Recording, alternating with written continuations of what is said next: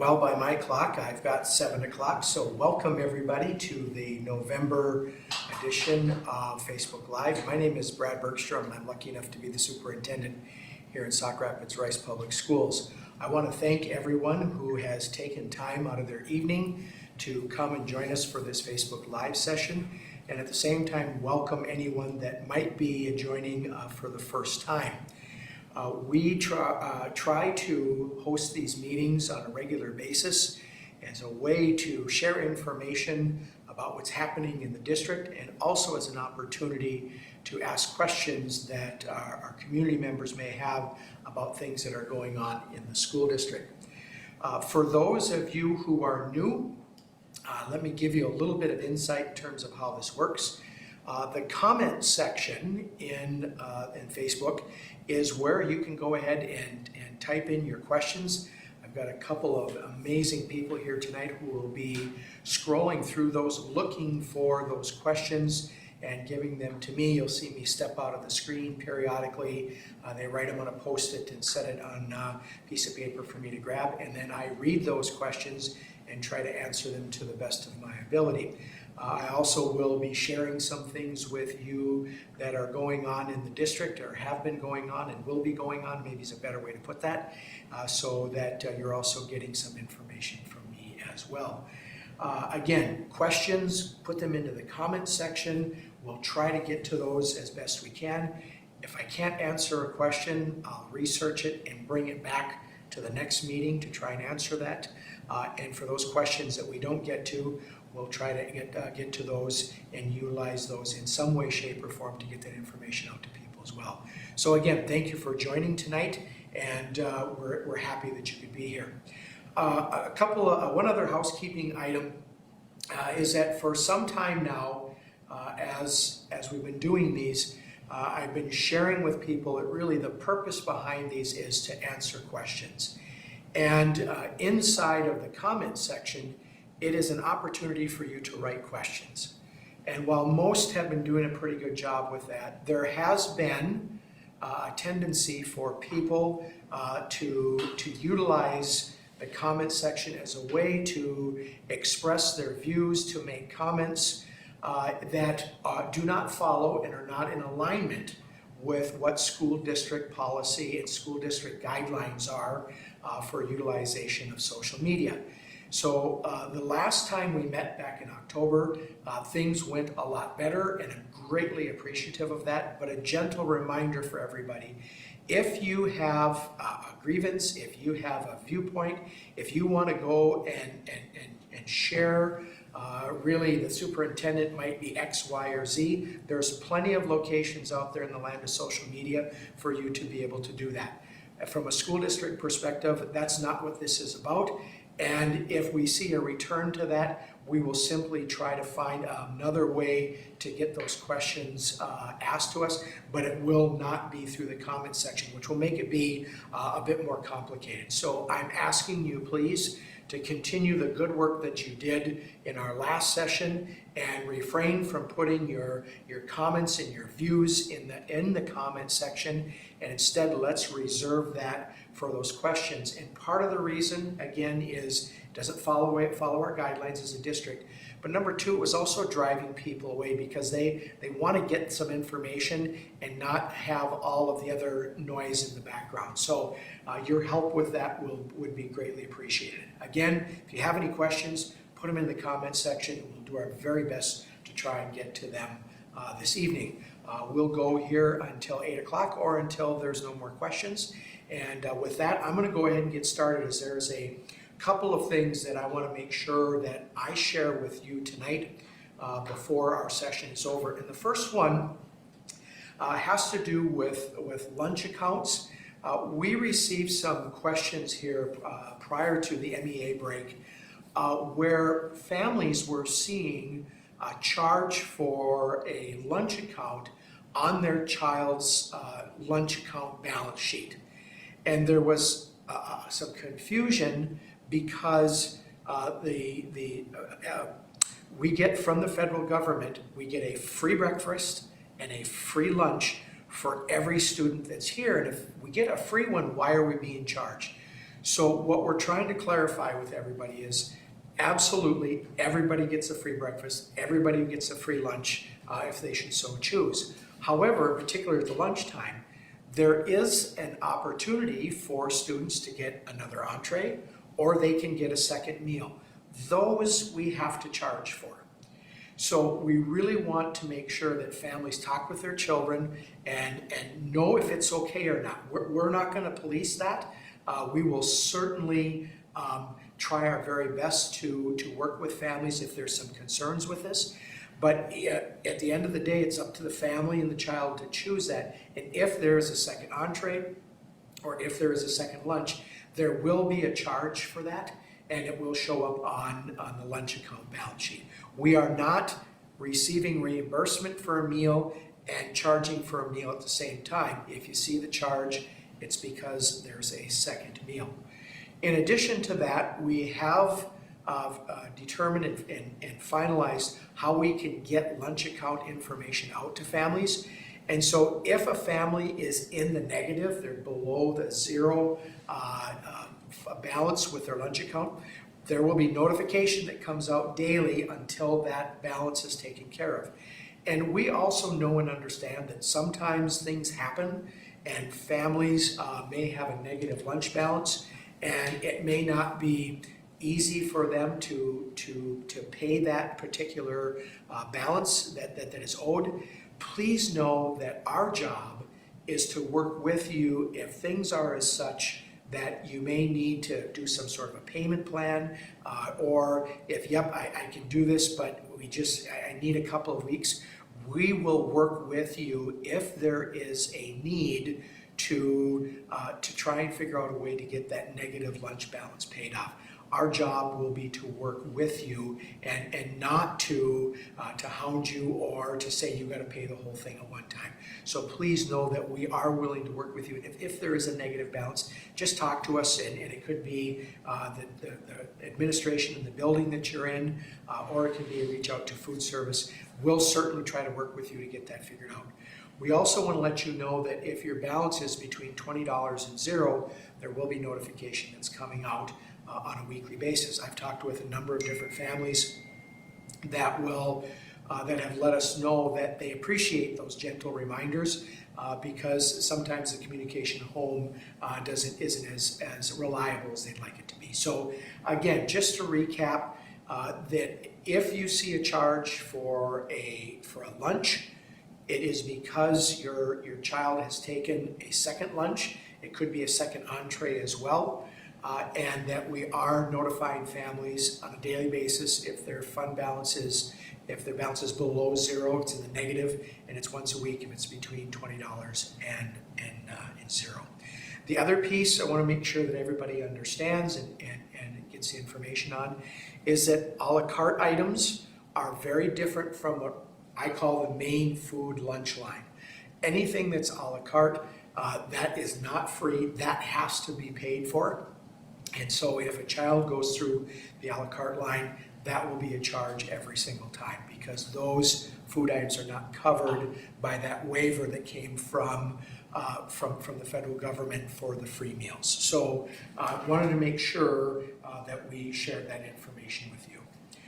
Next on the agenda of items that I want to make sure I talk with you about is this coming Friday is a in-service day here at the district, so there will be no school for students all day on Friday. We have all of our staff coming into the building. We've got a number of different professional development and in-service plans put into place. Really looking forward to seeing our staff really digging in on some of those items that we're going to be working on.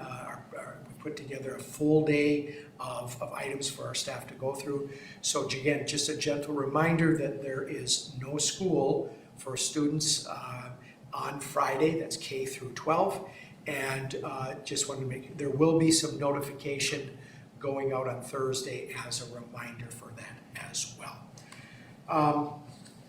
So next, what I want to do is I want to talk a little bit about something that puts a smile on my face, and that is the construction at Pleasant View.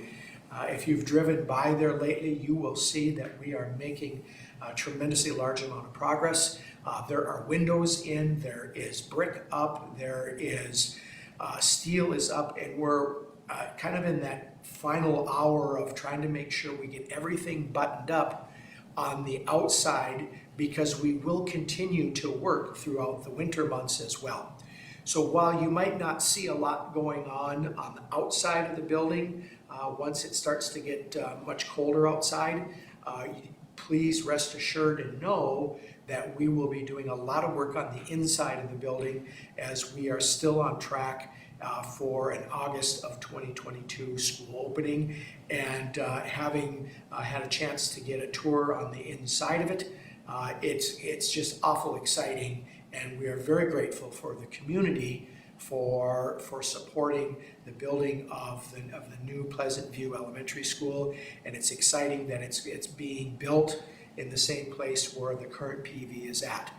So again, if you drive by there, you will continue to see some things happening on the outside.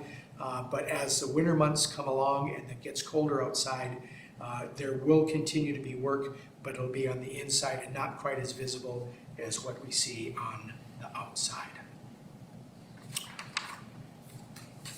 Looking to see if we have any questions. Right now I see there's some things being written out, so I will grab another piece of information here that I want to make sure that I share with people here.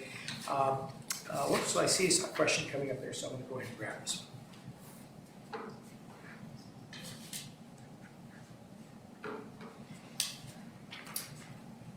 So the first question is, are Tier 2 notifications still being sent out? I heard they are not. No, we are not sending out Tier 2 notifications. So a couple of things that went on with that is, number one, sometimes you put together a plan on paper and it sounds really good. And part of that was our Tier 2 notification, is that we wanted to let families know if there was somebody, they were in the building or in a room with somebody, it might not be a close contact. We heard overwhelmingly from people that it was just way too much information, wasn't needed, and so we stopped doing those and have stayed with the Tier 1 close contact notifications that are being sent out. So the Tier 2s we stopped doing some time ago, again, based upon feedback that we got from families.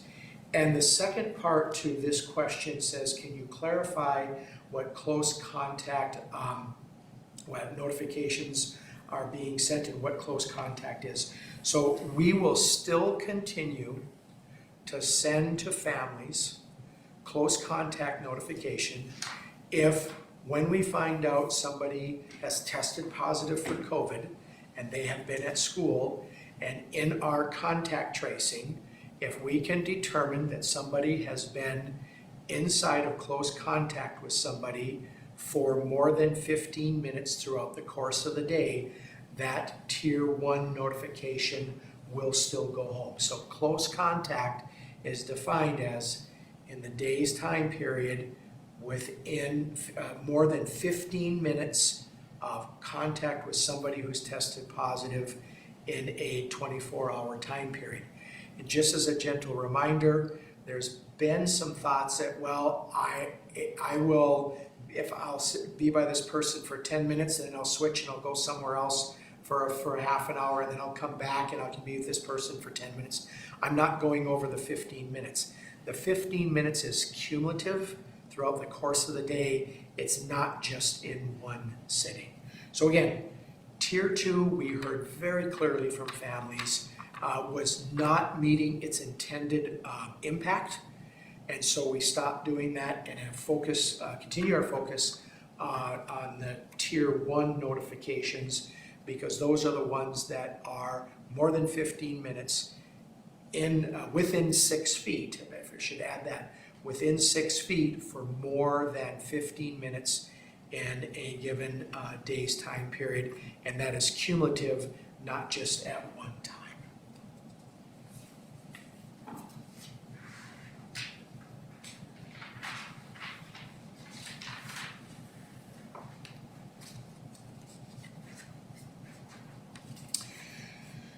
So The question that I have here is going back to lunch, is that a middle school student asked for a second lunch and was told no.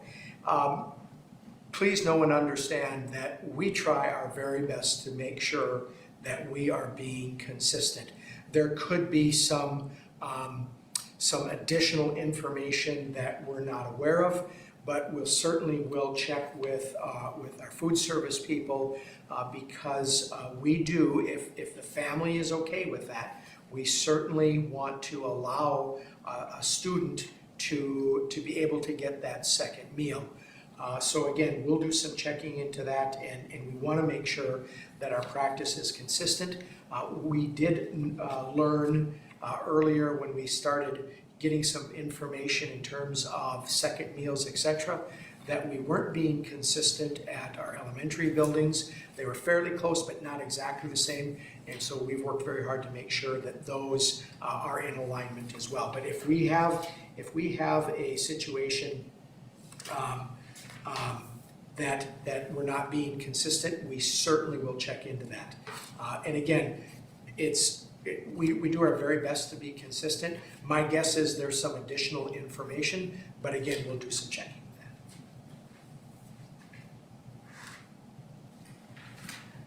that. The next question I have here is there a class for parents in regards to Schoology? And just as a gentle reminder, Schoology is our learning management system that is used at the secondary level, and we sometimes use another one at the elementary level called Seesaw. That's another whole piece here. But that is used as a way for work to be disseminated, communication between teachers and students, and it's also for parents. And is there a class for parents to understand Schoology? And the answer to that question is yes. And you can reach out to Nicole Wilkie and her team at the Community Education Department here in the district, and they can be reached at 320-258-1577. Again, if you're looking for more training, learning, understanding with Schoology, which is our learning management system, mostly for the secondary level, yes, we certainly will look to provide some support, and need to contact the Community Education Department. And that number again is 320-258-1577.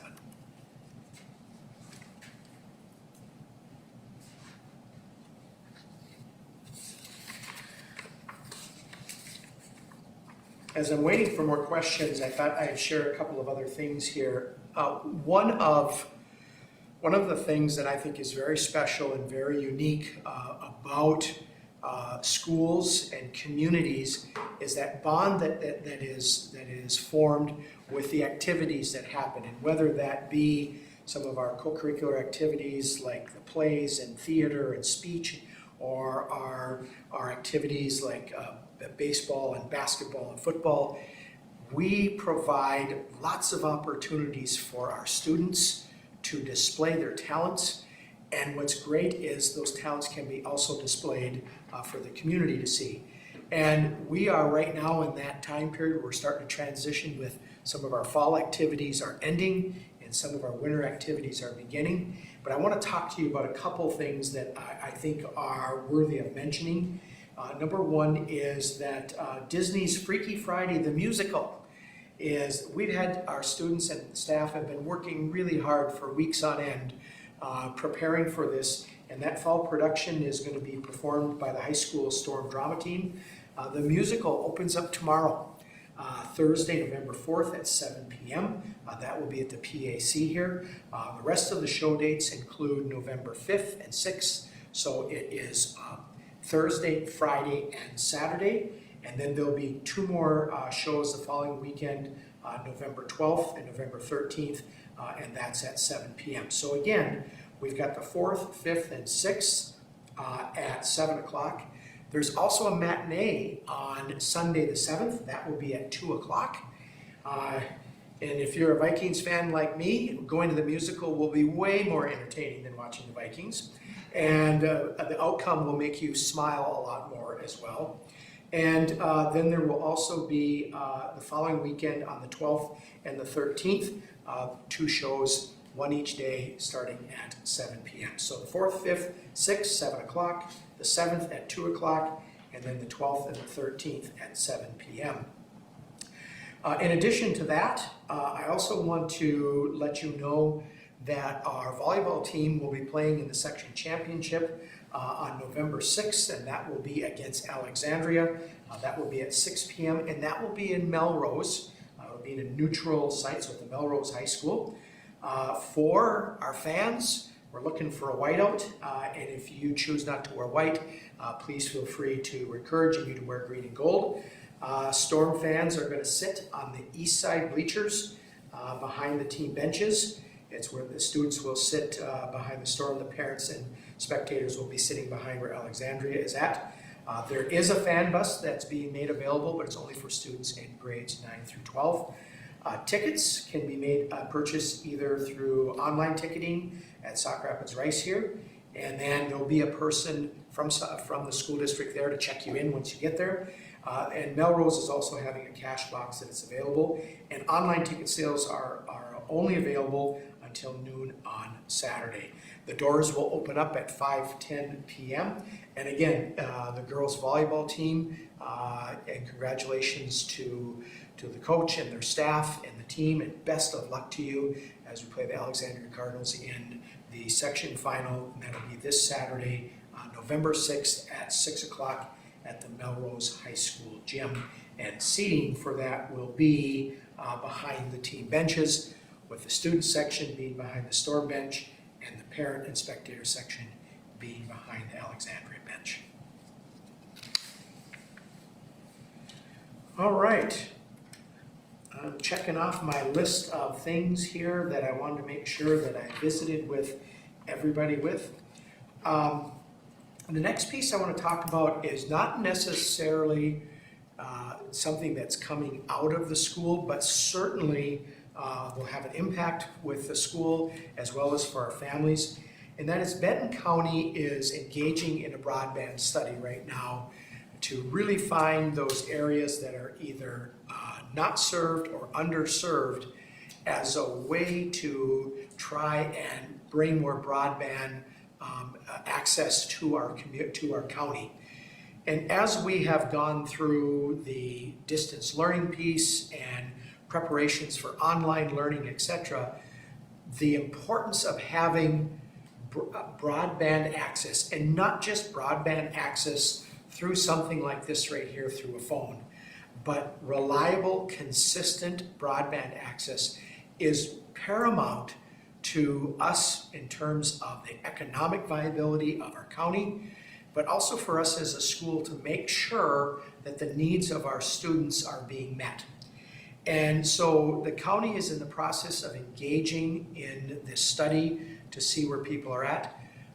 There is, if you go to the Benton County website, there is some information there. Go to broadband, it's kind of on the left side, about partway down. And there's actually an opportunity for you to conduct a speed test and to share those results. You will also, everybody who lives in Benton County will be receiving a postcard kind of outlining some of the basic information that I'm talking about here.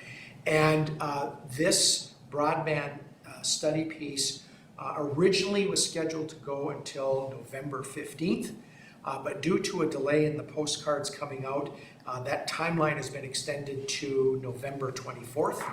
And so again, at the end of the day, I want to encourage everybody, even those who live in town, to complete that survey, complete that study, do that broadband test. It doesn't take very long to do it, and send it off to them so that as the county continues to study this, a plan can be developed that is best going to meet the needs of as many people as possible. And again, I think during COVID, we've learned that the power of reliable broadband access is critically important, not only on the commerce side of things, but also on the education side of things as well. So if you would take a few moments of your time and get that filled out, I know that that broadband study group would greatly appreciate that. Next on the list that I want to talk a little bit about is at PV recently, we had the DARE officer there. Kids got a chance to see the car, and they went through some of the training and some of the materials that are found in the DARE program. And I mention this because I think it's important that we understand that the relationship that the school district has with law enforcement is not solely based upon if somebody's done something wrong, but it's also establishing that relationship and trying to help keep our students safe and making them be aware of some things to think about when they're out there, whether it be in an online world or in the real world. Really appreciate the strong relationship that we've got both with the Benton County Sheriff's Office and also with the Sauk Rapids and the Rice Police Departments. We are better because of them. And so just wanted to share that the DARE program is back. Another indication that we're moving more and more in the direction of some semblance of what we saw prior to March of 2020. And again, the DARE program being in place is one of those things that puts a smile on my face, and wanted to share that information with you. Next on the list here, I want to talk a little bit about something that isn't a lot of fun to talk about as a superintendent, but it's the weather. And as we have flipped the calendar over to November, that's generally a time in which we need to be very thoughtful in terms of what might happen if weather turns and makes travel unsafe. And that might mean that we don't have school. It might mean we have to leave early from school, or even it might mean that we have to start later. And last year, we operated in terms of when it came to weather just with Sauk Rapids Rice, and mostly because of the various learning plans that school districts, in particular St. Cloud and Sartell, were in. And prior to that, we've operated together when it comes to weather decisions. We're moving back to that, to operate in concert with each other when it comes time for weather decisions. Again, another indication that we are moving it back to some sense of normalcy. And I really want to encourage families to have a conversation with their children and to make plans for what happens if, and to talk about what happens if we have to go home early. What happens if there is a situation we're going to start late? Or what happens if we're going to not have school that day? As much as I would love to say that the ability to determine when we're going to make an alteration in the school day because of weather is an exact science, it just doesn't work that way. I will tell you right now, we will look to make decisions as early as we possibly can, because I fully understand, and particularly for our families with younger students, you need to have time to plan. But sometimes Mother Nature doesn't always follow the pathways that we'd like to have. And sometimes you do have to wait until the morning to make that determination.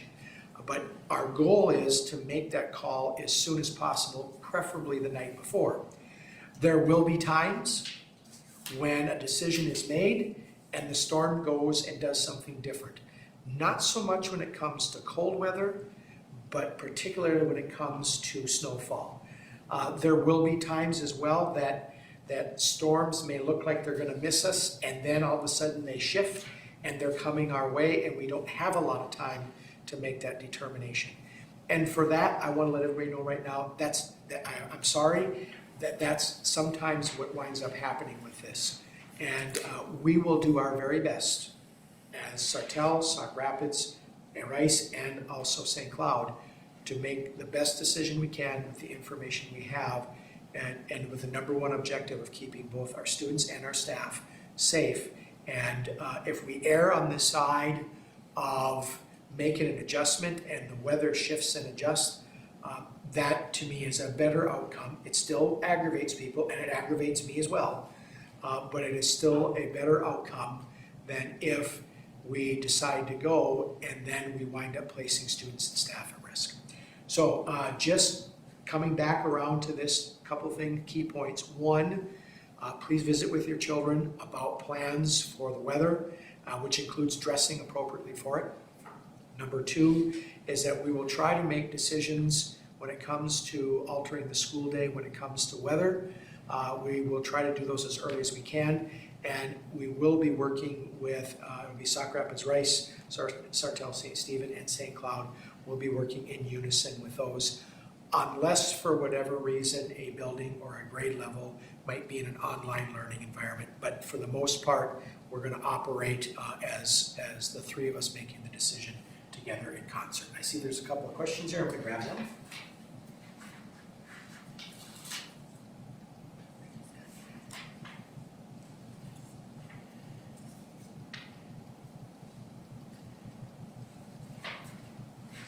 So the question I have here is, does the middle school still have a working lunch so kids can catch up?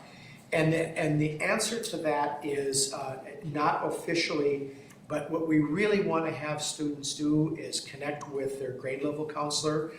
There are some strategies, there's some tutoring, I think it's cloud tutoring is the name of it, that came into play last year. It is a free service for families to access. But in terms of a working lunch piece for kids to catch up, please reach out to the grade level counselors at the middle school, and they can provide some more direction for you with that.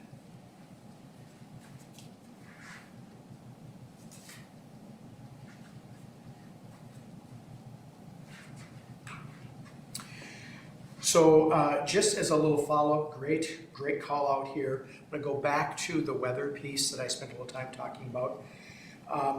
We will make every effort to make the decision on closures by 10 p.m. the night before. That's, if earlier, certainly yes. And with cold weather, it just is much more predictable, and we can hopefully make that decision sooner. Snow gets to be a little bit more difficult. But by 10 p.m.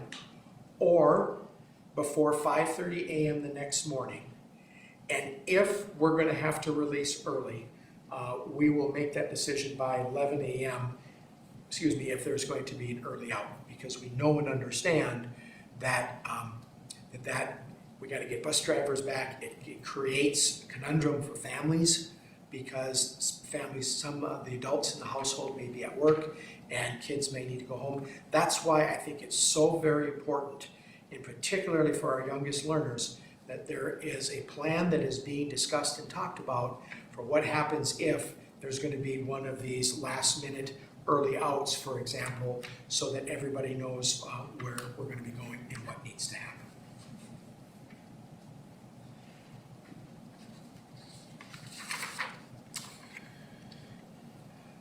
The next question, or next piece that I want to bring up here with everybody is that I've gotten some questions in regards to the school district and vaccine clinics. And I appreciate those who have reached out to me, and I just felt I needed to take some time tonight and make sure that I share with everybody kind of where the vaccine clinic pieces come from, how it works, etc., because I think there's a fair amount of misinformation out there. So when it comes time for a vaccine clinic, I want to be really clear with this. The school district does not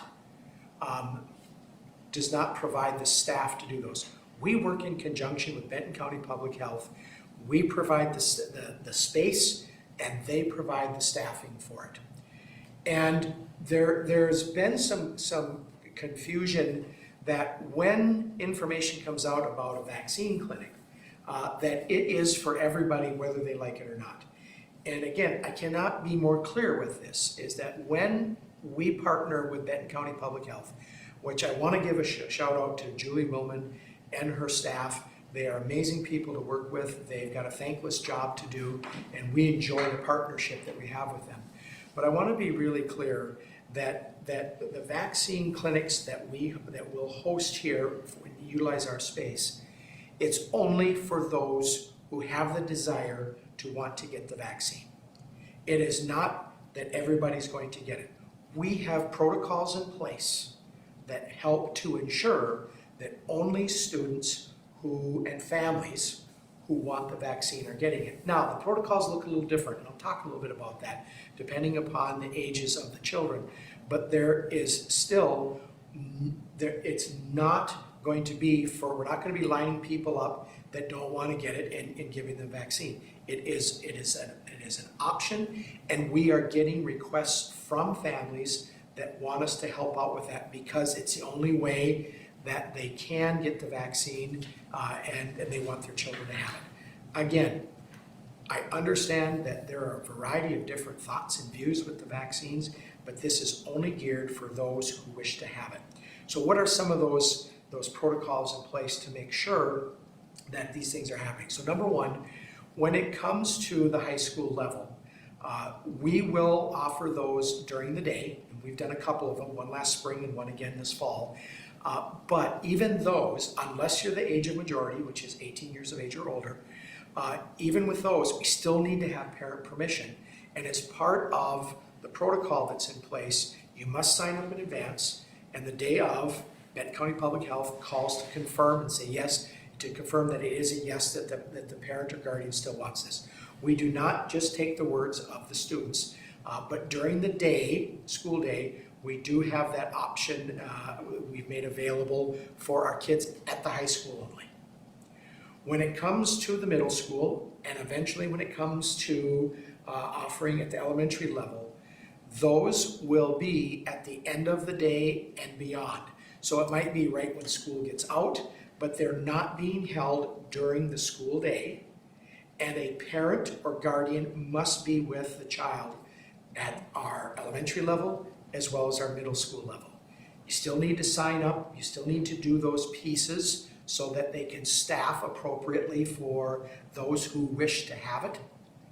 But at the end of the day, parents, guardians have to be there for anybody who's from our 5-year-olds all the way up through our 8th graders, and then for our, through our 6th graders, for those who are 12 to 17.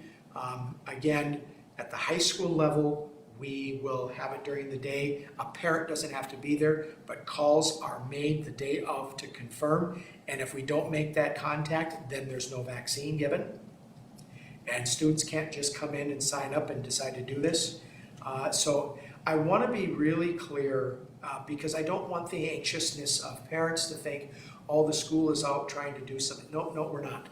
We are providing the space in a partnership with Benton County Public Health because we have families who are asking for that. Those who have no desire, no want, no whatever to have the vaccine, do not worry that we're going to be going around and looking to give people the vaccine.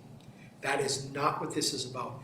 And the protocols and steps we have in place allow us to make sure that if a vaccine is given, we have done our checks and balances here, including, again, for our students at the elementary and middle school level, have to have a parent.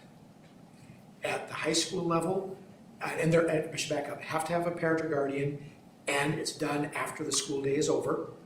And at the high school level, we are doing those during the school day, but there has to be a confirmation call from Benton County Public Health to the families to confirm that yes, they still want that, unless the student is the age of majority, which is 18 years of age.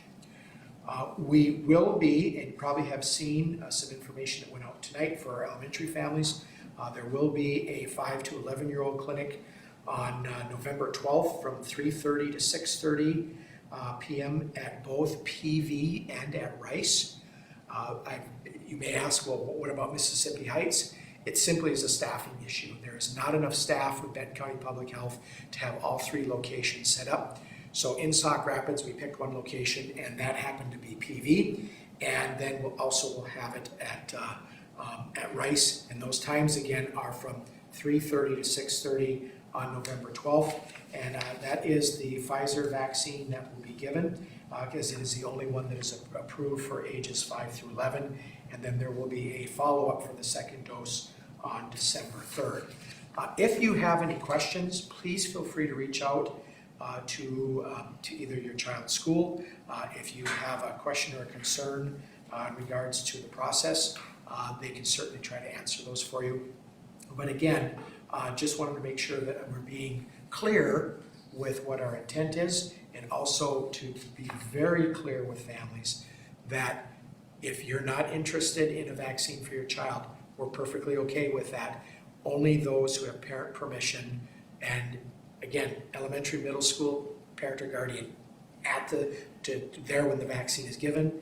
At the secondary level, yes, we will do them during the day, but we do a follow-up phone call on the day of the vaccine clinic to ensure that parents and guardians are okay with this unless the child is the age of majority.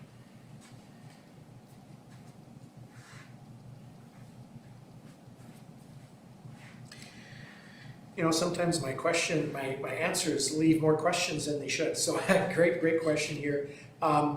If you are a family of a child that attends Mississippi Heights and you wish to have your child get the vaccine, please know that just because it's not being held there doesn't mean that you can't attend.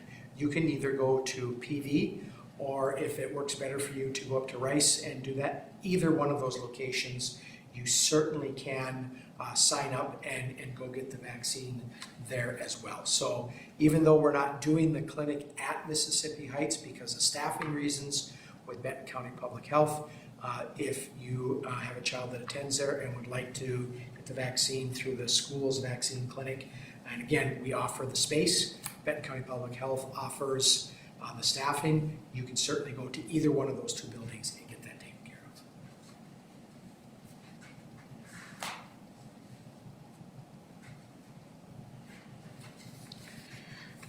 All right. I have two last things that I want to share with everybody, and not seeing any more questions, so we'll probably wrap it up here with that. Our next time that we'll come together will be on Wednesday, December 1st. We're doing the first Wednesday of each month, and as it turns out, for the month of December, it will be the 1st of December. And I also want to thank everybody for taking the time to be here tonight. I want to take one last little look over here, and I'm not seeing anything. So I want to thank you for taking time out of your evening to be here with me tonight. Appreciate your time, and I appreciate the questions that were asked. I hope you found this useful. With that, good luck to our folks who are in the fall musical, Freaky Friday, 4th, 5th, and 6th, 7 o'clock, 7th at 2 p.m., a matinee that Sunday, and then the 12th and 13th at 7 o'clock. And also good luck to the Storm volleyball team as they compete in the section championship this coming Saturday against Alexandria. With that, have a great evening, take care, and go Storm. Good night.